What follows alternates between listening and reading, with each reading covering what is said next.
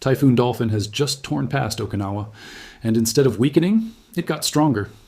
As it swept the northwest of the island, it dropped to 935 hectopascals, with sustained winds of 162 kilometers an hour and gusts measured at 216, and it left 16,820 households sitting in the dark. Nearly 260,000 people across Okinawa and Kagoshima were told to leave their homes. Naha airport shut completely. Every domestic and international flight canceled, more than 500 in total. And Toyota stopped work at 9 factories across southern Japan. Now the same storm is 820 kilometers off the coast of China, and it is forecast to come ashore between Zhejiang and northern Fujian somewhere between Sunday afternoon and Monday morning, aimed at a stretch of coast where the last big typhoon killed 45 people almost exactly 7 years ago to the day. What China has already shut down to get ready is unlike anything a Western country does, and there is one number about this storm's size that stops people cold. But first, what happened in Japan? The Japan Meteorological Agency had been warning for days that Dolphin would bring violent winds, heavy rain, and high waves, and that the combination raised the risk of structural damage along the coast. On August 7th, the storm delivered exactly that. Dolphin re-intensified as it passed close to northwestern Okinawa, right at the point where it was nearest to populated ground. 5 homes were partially damaged. At least 5 people were hurt, and among the injuries were 3 men in their 70s, 2 of them caught by the wind outdoors, and 1 who fell from a stool while boarding up his home ahead of the storm.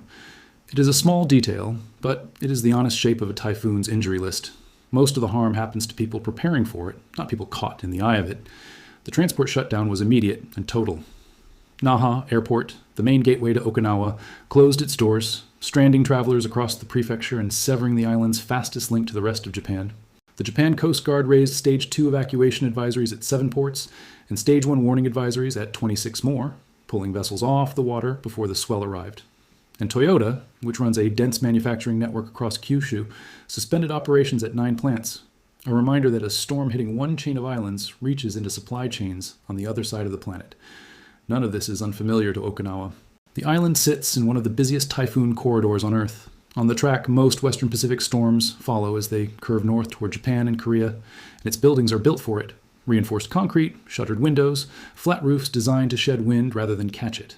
That is a large part of why a storm with 216 km/h gusts produced injuries measured in single figures rather than a death toll. Preparation, repeated over generations, is the difference between a typhoon being a disaster and a typhoon being a shutdown. It is worth holding on to that idea because it becomes the whole story once the storm reaches the mainland. Then the storm moved on, and the far larger question opened up. Because Dolphin is not an ordinary typhoon, and the people tracking it have been saying so for days. Start with where it came from.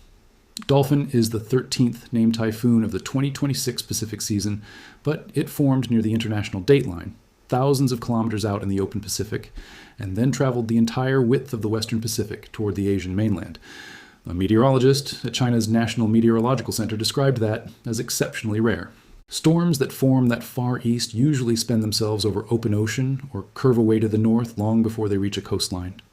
For one to hold together across that distance and still arrive at China at typhoon strength is close to a freak event. Now the number that stops people.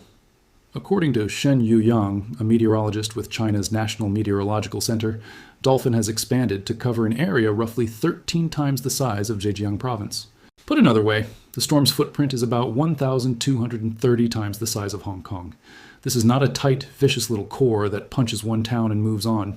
It is a weather system so wide that its outer bands can be soaking one province, while its center is still hundreds of kilometers out at sea. Part of the reason it has held its strength is the water underneath it. Dolphin has been tracking over the Kuroshio Current, a warm, fast-moving river of ocean water that carries unusually high heat content, effectively fuel. Forecasters expect the ocean heat to drop as it closes on the coast, which should take a little of the edge off before landfall, but only a little. Current guidance has it striking at somewhere between typhoon and severe typhoon strength, with winds around 165 kilometers an hour, and the forecast landfall zone runs between Zhejiang and northern Fujian, close to Wenzhou, a city of 10 million people.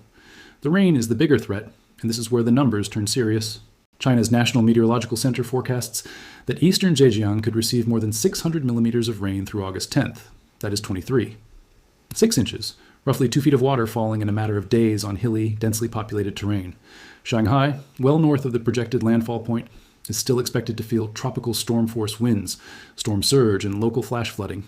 because a storm 13 times the size of a province does not respect a landfall point on a map. It is worth being clear about why a rainfall number frightens forecasters more than a wind number does. Wind damages what it directly touches: roofs, signs, power lines, trees, and it stops when the storm passes. Rain keeps working after the storm is gone. 2 feet of water falling on steep, already soaked ground does not simply run off into the sea. It soaks in, adds enormous weight to hillsides, and turns stable slopes into landslides hours or even days later. It fills rivers upstream that then arrive downstream long after the sky is cleared, and it puts pressure on every reservoir, embankment, and natural barrier standing in its way. In hilly coastal provinces like Zhejiang and Fujian, where towns sit in narrow valleys beneath forested slopes, that delayed threat has historically killed more people than the wind at landfall ever did. So China moved early, and the scale of the shutdown is the part most people never see. Zhejiang and Fujian both activated level 4 typhoon emergency responses on Thursday afternoon. By 8 o'clock Friday morning, Zhejiang had suspended services on all 162 of its passenger ferry routes. Every single one of the province's 193 offshore construction projects was halted. 474 construction vessels were called back to safe anchorage. Coastal tourist sites were closed, workers were lifted off offshore aquaculture platforms, and the Maritime Authority helped local governments move more than 10,000 people off outlying islands, the places with nowhere to run once the sea rises. Shanghai activated its own response. The United States Embassy in China issued a weather alert to its citizens. And this time there is something new in the response. Chinese authorities have deployed drones and artificial intelligence forecasting systems as part of the preparation. Drones to survey coastline and infrastructure that crews cannot safely reach, and AI models to sharpen the track and rainfall predictions that decide who gets evacuated and who does not. It is the first time this stretch of coast has faced a storm of this size with that toolkit in hand. To understand why officials are treating a rainfall figure as the emergency, it helps to look at what happened the last time this coast took a direct hit in early August. On August 10th, 2019, Typhoon Lekima made landfall in Zhejiang near Wenling as a super typhoon, the equivalent of a Category 4. Lekima killed 45 people and left 3 more missing. Around 1 million people were evacuated. Nearly 13 million were affected across 9 provinces. More than 132,000 homes were damaged or destroyed. 996,000 hectares of crops were lost, and the total economic damage came to 71 billion yuan. But the specific way Lekima killed is the reason Zhejiang is emptying its islands today. Many of the deaths did not come from wind. They came when 6¼ inches of rain fell in 3 hours and a natural dam collapsed, sending a wall of water through the area below it. A landslide in Yongjia County buried homes. In other words, the killer was not the storm's landfall, it was what the rain did to saturated hillsides hours afterward in places that were not on the coast at all. That is precisely the scenario a forecast of 600 millimeters over eastern Zhejiang puts back on the table. Wenzhou itself explains why the stakes are so high. It is a city of roughly 10 million people built on a coastal plain where rivers come down out of the hills and meet the sea, wedged between mountains and open water, in a province that is one of the most economically dense in China. There is very little high ground to move to and a great deal of low ground to flood. Lekima's worst damage in 2019 landed in exactly this belt. Wenzhou and neighboring Taizhou were studied afterwards precisely because they showed how quickly a modern, well-built coastal city can still be overwhelmed when the water arrives from the hills behind it rather than from the sea in front of it. The dates line up almost exactly. Lekima came ashore on August 10th, 2019. Dolphin is forecast to arrive on the afternoon of August 9th or the morning of August 10th, 2026. The same coastline, the same week of the calendar, 7 years apart. There's one more thing worth noting about the Level 4 emergency response, because the label sounds minor and is not. China's system runs from Level 4 up to Level 1, with Level 4 being the entry point rather than the ceiling. And even at that entry level, it triggers the mass suspension of shipping, offshore work, ferry services, and coastal tourism, and hands local governments the authority to order relocations. The province can escalate as the storm closes in. What Zhejiang and Fujian did on Thursday was not the maximum response. It was the floor, activated early with room above it. That is the same logic Okinawa's building codes represent, applied at the scale of a province. Act before the evidence forces the decision, not after. What is genuinely different is the preparation. In 2019, the response came largely after the water moved. This time the ferries stopped, the offshore projects halted, the island communities emptied, and the drones went up while the storm was still 820 kilometers offshore and had not touched a single Chinese building. Whether that head start changes the outcome is the thing nobody can answer yet. For now, the picture is split cleanly in two. Behind the storm, Japan is counting damage that is real and finished. 1,620 households without power, 500 plus flights canceled.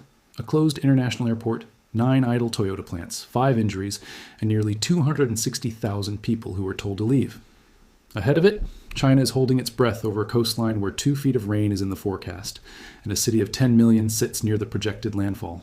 Dolphin may weaken slightly as it leaves the warm water behind. It may drift north or south of the projected point and change which province takes the worst of it. What will not change is the size of it, or the fact that a storm born near the international dateline has crossed an ocean to arrive here, in the same week of August that this coast has learned to fear. Subscribe for the real numbers on the next one, verified and in full.